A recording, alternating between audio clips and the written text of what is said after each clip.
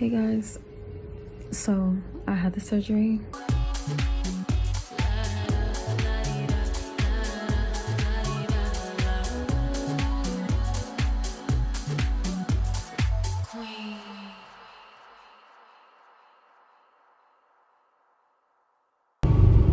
Morning guys, so it is the morning of the surgery. We're heading there now. It is 5:25 and I have to be there at 5:30, but luckily I just live around the corner from the hospital. So this morning I just woke up and took the shower with the antiseptic, antibacterial soap that they asked me to, well, this is the instructions that I got from the hospital. And that's it. I mean, we'll be there shortly. I'm scheduled to be there at 5:30. My surgery is starting at 7:30. So I'm waiting for surgery to begin. It is now about an hour away. My IV was put in. They took my vitals. And all of my belongings were put in little green bags like this. And I'm ready and I'm excited. Also, my doctor gave me prescribed me a little patch for me to put on after, I guess, so I wouldn't have any nausea after the procedure is done. I asked the nurse why, and she said that it was because sometimes the anesthesia causes people to be nauseous after the procedure is over. So we're just waiting.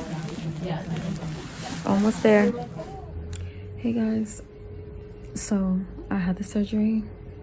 I'm actually in a waiting room now. Well, not waiting room. I'm in my actual room that I'll be staying in tonight.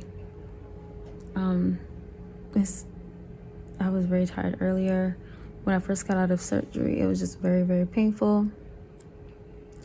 And but they had really good nurses, and they, gave me different, Tylenol, ibuprofen, something else I got too. And when that kicked in, it really helped me so much because I am on IV hydromorphone. I am getting that, but it's like I don't know how often. It's one of those where you just push the button and when you feel like you need it, you push the button and you get it. I haven't pushed it, I guess, in about an hour or so, because I haven't pushed in like an hour or so. I've just been sleeping. I've been very tired. A few hours ago, like around 1 is when I was like the most awake and alert, and I was calling everyone, just letting everyone know I was doing fine. My throat still feels scratchy from whatever the instrument was that they put down my throat to, I guess, keep my airway open. But I just can't I can't really cough. I have a pillow here that I was told to just put like over so I can hold it and it can support me while I try to cough. But I did let one of the doctors know that did my surgery, and they said that they were putting in an order for a belly band. So when I see my nurse, I will ask her for one, because they said that helps with the support and keeping me, I feel like I have a little bit more support. The scar where he cut me, it's just like, it's really not that bad. It isn't. I still have a catheter in. When my husband comes, we're going to try to walk around. He's on his way now. I told him don't come until later because I wanted it to be the best experience. But, sorry, try to clear my throat. So I wanted it to be, like, him to make the most of it. So he'll be here when I try to walk around and things like that. So he'll be here for that. So he's on his way here. And I was told by the doctor that once I start walking around, then we can remove the catheter. What else? It was very strange, going into the operating room. I just remember when he started, I think they might have started giving me propofol. And I remember feeling like, wow, I really need something to drink. I remember feeling like, I'll have water here. 1 second. It's so hard to use this muscle to like sit up. Oh my goodness.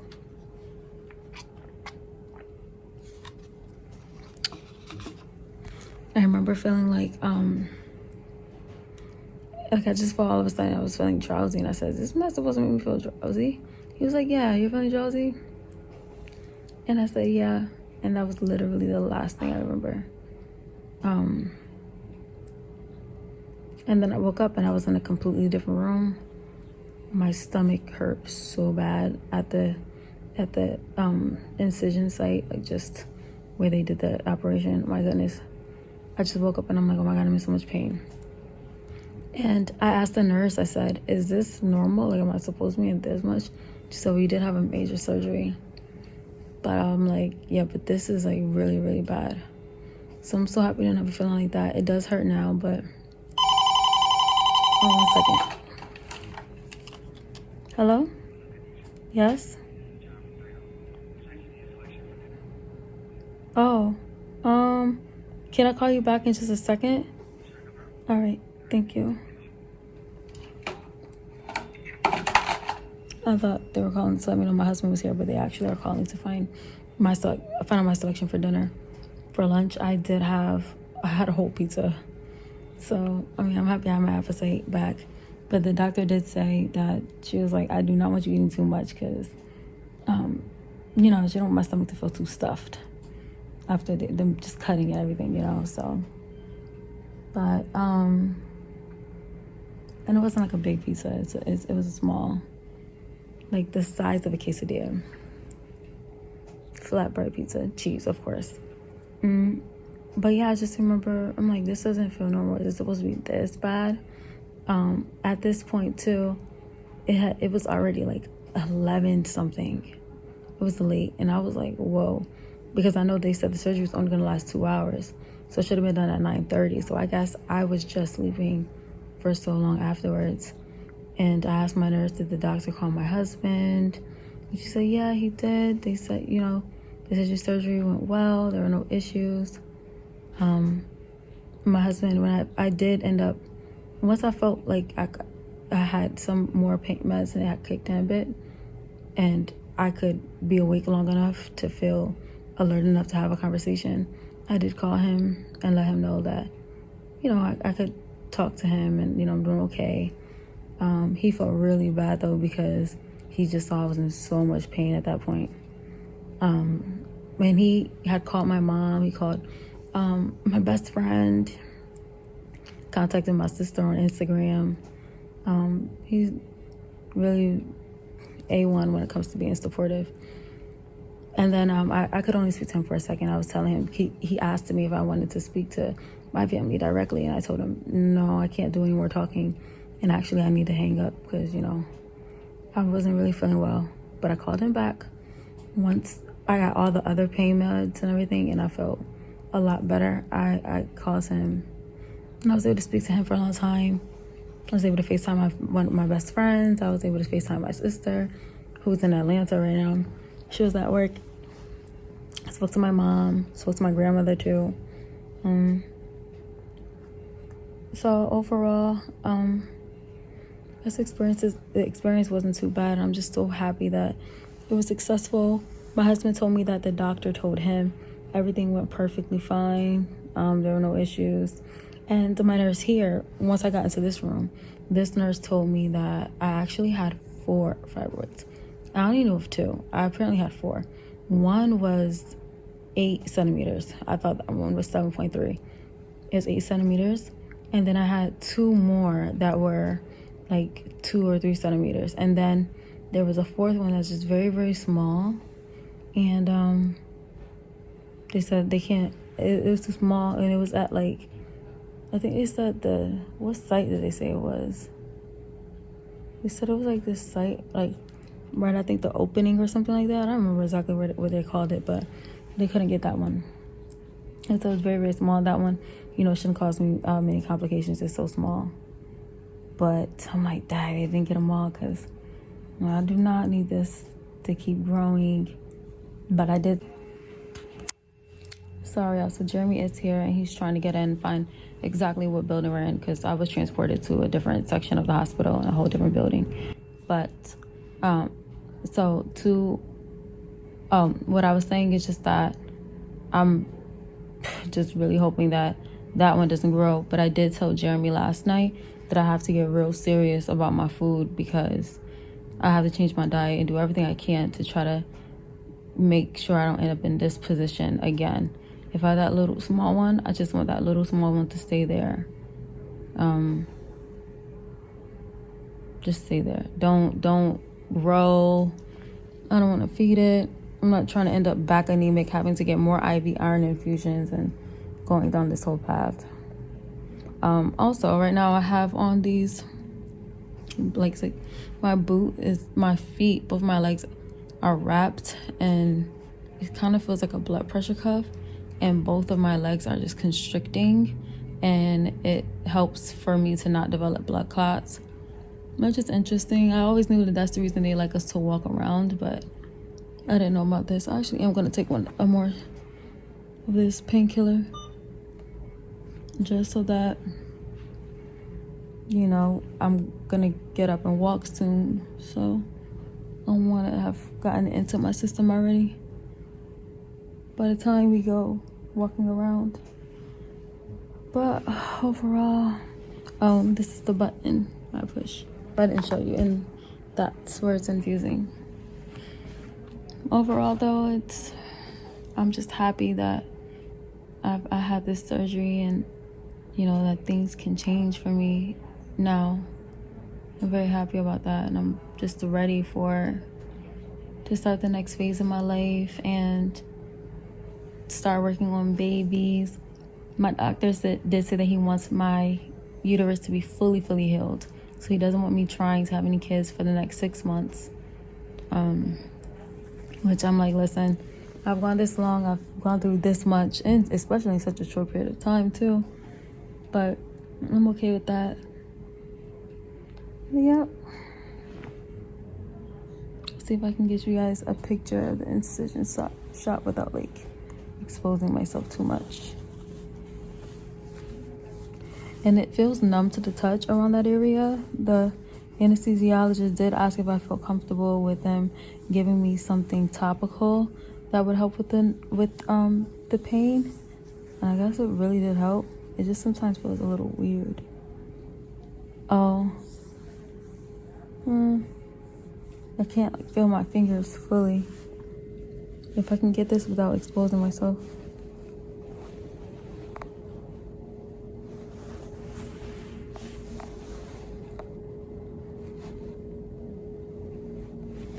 And that's it. My stomach still feels a little bloated. But yeah, that's it. Good morning, you guys. It is now the next day. My night last night was not bad. I slept on and off the whole night. Throughout the night, different people were coming in and giving me pain meds. My nurses give me different pain meds. And my the aide who was helping me, she came in and took my vitals throughout the night. But it was okay. But then this morning, I just got really uncomfortable. I'm not a back sleeper. I'm normally a side sleeper. But I had to sleep on my back, and my back was just hurting. But I got up already. My nurse helped me, my aide helped me kind of wash up a bit, wash my face, brush my teeth, and all that stuff. She helped me go to the bathroom and do that. Change my robe, and they gave you these cotton panties. They're so comfortable, and they put a pad in it because I say I'm still leaking blood, but not much though. And then my IV came out apparently throughout the night.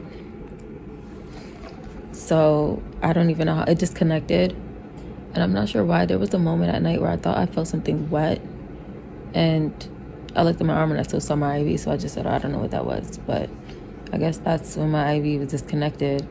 And so I was wondering, because I kept pushing for my hydromorphone. I was pushing for it, and I really wasn't feeling any relief. So I was just I don't know, but my pain isn't that bad anyway, because I have been also going back and forth between Tylenol, ibuprofen as well. So that has helped. Right now I'm in pain. It's not too bad though. And they put in an order for me to take the meds by mouth, so I don't have to worry about the IV anymore. I just can't wait for that order to get through. I actually just called my nurse and asked, when can I expect that order to go through, because I am in pain. And she said it won't be long. I should be able to get it soon.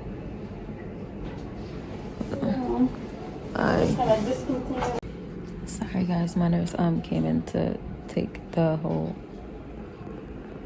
medicine. Oh, the pump. I'm not gonna use it. They are gonna insert an IV back into my arm though, so that is there just in case. But I'll just be taking my meds by mouth, which I prefer anyway. But I need this to kick in. I am feeling pain. Kick in. I mean, I need to get the meds, and I need to hurry up and take it because I am feeling pain and I don't want it to get worse. But overall, everyone has been still very nice. I ordered my breakfast. That'll be coming soon, hopefully. I mean, they seem very busy downstairs, but I ordered oatmeal, banana, a blueberry muffin, and coffee. So yeah. And I'm looking forward to going home today, as long as everything stays up. What I will say is that it is very weird. Not weird, but like when I'm laying here, like I can feel pain, but it's not too bad. But like when I need to move into my side or into like just to try to sit up, my goodness, that's when like the pain will really hit me. So, but the pain, it just kind of reminds me of period pains, like cramps. It's kind of what it feels like. It's like very similar to what it feels like. So, yep. And so I just got some great news. My doctor's putting in the discharge paperwork for me, so I will be going home soon. I'm so excited. I'm so happy to be getting out of here. I'm not one that likes to spend time in hospitals if it's not needed. I like to spend time in hospitals even if it is needed. I don't like being in hospitals. So I'm just so happy. He said everything is like perfect. He said it only took an hour and a half. He said I didn't bleed much. He said we sewed it back up perfectly. He also put on some type of sealant that keeps my uterus from creating scar tissue. So he said when I go in and have the C-section, there should be no scar tissue. So I'm just excited overall, very excited. And I'm happy that this journey is it's come to an end. I do still have to make sure I eat properly and everything moving forward. I do not want the fibroids to develop, but I did get to speak with a nurse who, she had the same surgery done when she was 26. She did have 3 kids afterwards, and she said that her fibroids did come back, but that wasn't until I think her second child was like 15. So I mean, she lasted a good while, and they had removed 10 of her fibroids. So I'm happy.